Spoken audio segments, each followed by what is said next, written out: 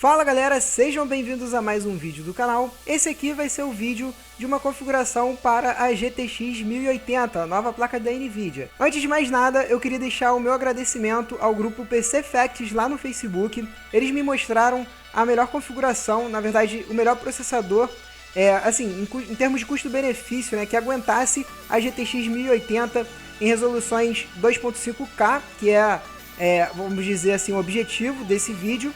Então nada mais justo do que eu falar aqui sobre o grupo PC Facts e agradecer ao pessoal que me ajudou. Outra coisa também, o canal deles está aqui na descrição, é um canal muito interessante, que trata especialmente sobre hardware. Lá a gente vai ter um conteúdo mais técnico, então para quem tem interesse em hardware, galera, não perde tempo, se inscreve no canal do Marcos, que é o dono do PC Facts. Inclusive eles fazem teste em live, o que é muito interessante porque ele vai indicando, né, vai ensinando como que ele está fazendo aí toda a questão de teste e benchmark. Outra coisa também é que nesse vídeo eu não vou apenas mostrar uma configuração para vocês, mas eu também vou tentar expor um pouquinho da minha opinião a respeito de toda a polêmica que aconteceu com o marketing da Nvidia da GTX 1080.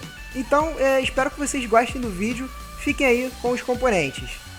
Começando com o processador, escolhemos aí um i7 6700K, um Skylake, processador da nova geração Intel. Só que antes de falar sobre esse i7, eu queria argumentar um pouco sobre a utilização de processadores inferiores a um i7, por exemplo, com a GTX 1080. Algumas pessoas me recomendaram colocar um i5, por exemplo, um i5 4690K, que é o i5 da quarta geração desbloqueado.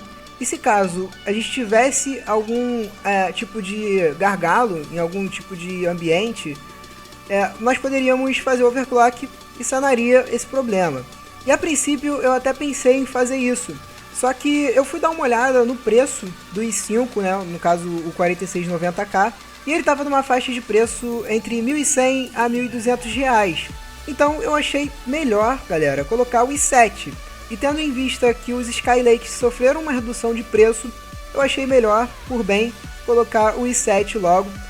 Afinal de contas, a gente já ia ter um pouquinho mais de desempenho em outros tipos de aplicação e não só nos jogos. Falando um pouquinho sobre as especificações desse i7, como eu falei, ele é um Skylake, então ele tem o LGA, que é o socket 1151. Isso significa que sua placa-mãe tem que ter o mesmo socket, né, para poder fazer a compatibilidade. Ele tem um clock padrão de 4.0 GHz e chega até a 4.2 no turbo, sem precisar de overclock. O TDP desse processador é de 91 watts, que eu acho bem pouco para o processador que né? É um i7 e desbloqueado ainda por cima. E ele é um processador quad-core, porém são 8 threads no total, o que faz com que o sistema operacional enxergue ele como um octa-core. Isso, é claro, nos traz uma performance muito boa em aplicações que utilizam multicores. Entre outras características, temos aí uma litografia de 14 nanômetros. Para quem não sabe o que é litografia, é um termo utilizado no hardware para indicar o tamanho dos recursos integrados ao semicondutor. Em outras palavras, significa a quantidade de transistores que você vai colocar no chip em determinado tamanho físico. Então, quanto menor a litografia, maior vai ser a tecnologia utilizada para fabricar esse chip e mais transistores vão caber em um determinado espaço. Inclusive, eu vou deixar uma imagem do CPU-Z, que é um programa muito bom para reconhecer todo o hardware que você tem. Só lembrando também que esse processador não vem com a dissipação padrão da Intel. Então, vai ser necessário que a gente coloque aí uma refrigeração alternativa. Eu coloquei aí os valores dele no mercado brasileiro. A gente encontra esse processador à vista, no boleto bancário no caso, né, que seria um à vista, a R$ 1.650. No cartão de crédito sobe um pouquinho, vai para R$ 1.950. Lá em Portugal, eu sempre estou colocando aí os valores de Portugal, a gente encontra esse processador por 350 euros. Pois bem, como o nosso processador não vem com a dissipação padrão da Intel, vamos colocar uma refrigeração líquida aqui no nosso processador. No caso, eu escolhi um Corsair H55, é um hidrocooler de entrada. Ele vai nos permitir um overclock, porque vai deixar o nosso processador com uma temperatura muito mais baixa do que se tivesse a dissipação padrão. Ele tem um radiador bem simples, o que facilita a instalação, né? É apenas um radiador de 120mm, na verdade tem um fan de 120mm. Esse fan tem um baixo ruído. Segundo a Corsair, está entre 30 a 32 decibéis e é compatível com qualquer tipo de soquete existente no mercado. O valor dele é de R$ 340 em boleto bancário, no cartão vai para 400 e em Portugal encontramos por 60 euros. A placa-mãe para essa configuração vai ser uma Gigabyte Z170M-D3H. Esse chipset aqui foi o chipset que veio no lugar das placas-mãe Z97. Isso quer dizer que é um chipset um pouquinho mais avançado e que tem alguns recursos interessantes para quem vai montar uma configuração mais top. Por exemplo, ela suporta aí no máximo de 64 GB de memória, sendo essas memórias DDR4. Tem suporte a Crossfire X, que seria a utilização de duas placas de vídeo da AMD. No nosso caso, a gente não vai utilizar essa tecnologia, mas é sempre bom estar falando. Ela vem com um conector M2. No caso, se você quiser colocar um SSD de alta velocidade, você vai ter aí essa conexão M2. Ela é uma placa que vem com o conector SATA Express, então você vai ter aí uma banda de até 16 gigabits por segundo. No caso, se você tiver um SSD ultra rápido, se você conectar no SATA Express, não vai ter aí nenhum limite de velocidade. Falando nas conexões SATAs, nós temos 6 SATAs 6 gigabits por segundo. Outra especificação que é bem interessante, principalmente para quem vai fazer alguma gravação de áudio ou conteúdo para o YouTube, é que ela tem uma placa on-board de áudio muito boa. No painel traseiro nós temos 4 USBs 3.0 mais 2 USBs 2.0, entrada PS2 para teclado e mouse, que provavelmente você não vai utilizar. Em conexões de vídeo nós temos DVI, HDMI e VGA, uma entrada de rede RJ45 e as entradas de áudio. Ela é uma placa-mãe de tamanho médio e cabe em qualquer gabinete padrão ATX. Por ser uma placa-mãe com um pouquinho mais de recursos, o valor, é claro, vai subir um pouquinho. No caso, eu achei ela por R$ 760, 900 no cartão de crédito. Em Portugal, eu não encontrei esse modelo aqui da Gigabyte, então vou colocar uma alternativa, que é a Asus Z170M Plus. Seria uma concorrente dessa daqui da Gigabyte, achei por 134 euros. E galera, na parte de memória, eu vou colocar aí 4 módulos de 4 GB cada um. É uma memória da Kingston HyperX Fury. Ela é DDR4 com clock de 2666 MHz. Eu coloquei essa memória aqui porque eu achei ela com preço muito bom. Cada módulo saiu por R$ 135 e fazendo as contas, a gente tem aí um total de R$ 540 no boleto bancário. No cartão de crédito fica R$ 640. Lá em Portugal é 152 euros.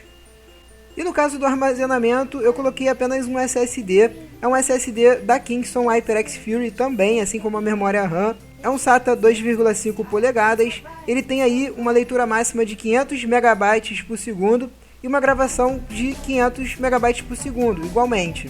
É um SSD que tem pouco espaço, isso pode ser um problema para muitas pessoas. Para quem tiver grana sobrando, pode comprar um SSD a mais, fazer um RAID 0, ou até mesmo para quem necessita de mais espaço, colocar um HD convencional. Esse SSD está por um preço de R$ 460. É um SSD que realmente é um pouquinho caro, mas vale a pena porque tem um desempenho muito bom. E agora sim chegamos no mais importante do vídeo, que é a placa de vídeo, a GPU da nossa configuração. No caso, eu coloquei aqui um modelo da Asus GTX 1080. Esse aqui é o modelo Founders Edition. Eu não achei nenhum modelo customizado ainda no Brasil. Vocês sabem, né? Brasil demora um pouquinho a chegar. Particularmente, eu gosto muito do design dessa placa de vídeo aqui da Nvidia, no caso a Founders Edition. Mas eu não acho vantagem pagar $100 a mais sem a gente ter uma customização na placa de vídeo. E a partir de agora, galera, eu vou dar a minha opinião a respeito de toda a polêmica envolvida com a GTX 1080. Então, galera, para começar, eu sei que a Nvidia ela valorizou bastante o seu marketing, né? Colocou lá a placa rodando a 2100 MHz de clock e rodando com 67 graus Celsius, se eu não me engano. E talvez essa parte foi a que mais chamou atenção, né, e que mais teve polêmica envolvida.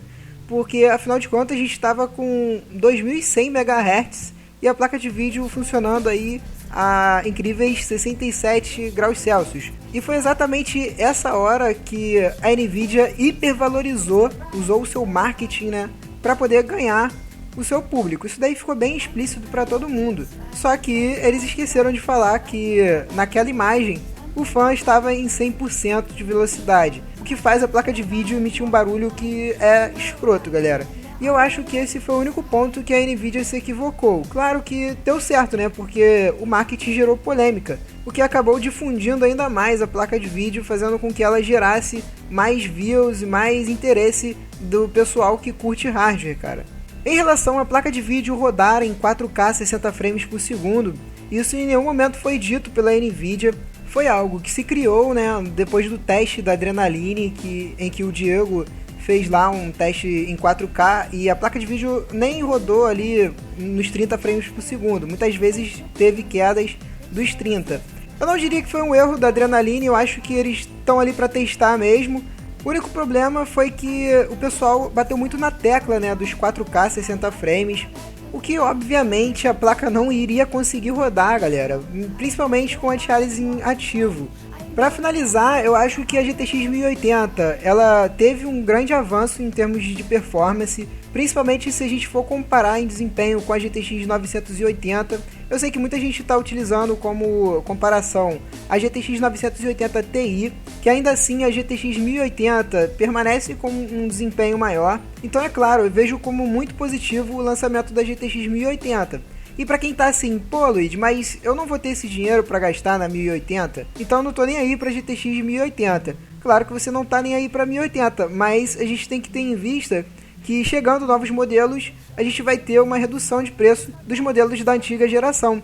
Por exemplo, a GTX 970, que estava quase R$2.000, hoje em dia a gente já encontra a R$1.400. Eu acho que esse todo o lado positivo do lançamento da GTX 1080, principalmente no âmbito Brasil. Então galera, encerrado a minha opinião, eu vou falar um pouquinho agora sobre as especificações da 1080 em si. Ela é uma placa de vídeo que veio com um avanço tecnológico muito interessante ao meu ver, veio com TDP baixo pela performance que ela exibe, né? Ela vem com TDP de 180 watts, tem um consumo baixíssimo, são 2.560 CUDA cores, veio com 8 GB de VRAM e a GDDR5X, com uma interface de 256 bits. Uma outra questão que é interessante a gente citar é que a 1080 infelizmente só vai suportar Dual SLI, o que para muita gente foi ruim, já que o pessoal que é entusiasta gosta de ter o máximo de desempenho. Em relação ao preço, ela veio com preço elevado aqui para o Brasil, é claro, né, com todas as taxas de imposto que a gente tem que pagar. No caso dessa edição aqui, que é a edição, no caso dessa placa de vídeo da Asus, que é a Founders Edition, ela sai por R$4.000, é um valor realmente bem elevado, mas se a gente for ver, ela tem um desempenho em games maior do que o da Titanex, e a Titanex está custando 6K, então eu já vejo como uma vantagem. E para fonte, galera, eu coloquei uma Corsair CS650M. Essa fonte aqui, ela tem o selo 80 Plus Gold, que tem uma eficiência de pelo menos 87% em 100% de carga, o que reduz o custo operacional e o excesso de calor que vai ser emitido pela fonte. Ela também possui cabos modulares. Não vão ser todos que são modulares, o cabo ATX de 24 pinos e o cabo de 12 volts para energia de processador, eles vão ser fixos. Somente os cabos SATA e PCI Express são modulares. Isso é excelente porque vai nos proporcionar uma melhor organização dos cabos e apesar de ser uma fonte excelente que vai ser suficiente para nossa configuração, a Corsair indica que a série CS é para desktop básico nos quais o consumo de energia e o baixo ruído são essenciais. E como a nossa configuração sem o overclock ela não tem um consumo de energia alto, essa fonte vai comportar toda a configuração. O valor dela que eu achei um pouquinho alto, aqui no Brasil a gente acha por 570, no cartão de crédito 670, lá em Portugal 105 euros. E finalmente vamos à escolha do gabinete, que no caso trata-se de um Corsair Graphite 230T. Essa série que eu gosto pra caramba da Corsair, que é a Graphite, tem gabinetes que são meio quadradões e são bem simples em termos de design, o que eu particularmente gosto. O Graphite 230T é um mid-tower, ele tem um tamanho até que razoável, não é tão grande, mas também não chega a ser pequeno. As dimensões dele estão aí na tela para quem quiser saber mais. No painel frontal ele conta com dois USBs 3.0 e entrada e saída de áudio, nada fora do padrão também. Então assim, temos um gabinete até que simples. Na parte interna, nós temos 4 compartimentos para unidades de 2,5 polegadas, que no caso são os SSDs, e mais 4 para HDs convencionais de 3,5 polegadas. Além disso, que eu quase esqueci de falar, que também não é muito importante, mas ele tem ali 3 baias para driver de DVD. O interior dele é bem bacana, dá para fazer um ótimo cable management, a arrumação de cabos fica excelente, as baias são todas em formato de gaveta e ele tem bastante espaço para a gente passar os cabos ali na parte de trás. Em termos de refrigeração, você consegue colocar 2 fãs de até 140 mm ali na parte do topo, mais 2 na parte frontal, que se eu não me engano já vem incluso, e mais outro na parte de trás, que esse eu tenho certeza que vem incluído na hora da compra. Ele suporta uma placa de vídeo com tamanho máximo de 36 cm e só suporta hidrocoolers com um radiador simples. No caso, até um H80i você vai poder colocar. Nós temos 3 tipos de cores desse gabinete. Temos a cor laranja, a cor toda preta e uma cor que é meio que um cinza. Bom, o preço dele que também é um pouquinho elevado, o valor dele é de R$ 460, no cartão de crédito vai para 545 e em Portugal 93 euros. Enfim galera, chegamos à lista de peças, nós temos aí todos os componentes utilizados na configuração e os seus valores. Bom, em termos de upgrade, não consigo ver necessidade de grandes modificações.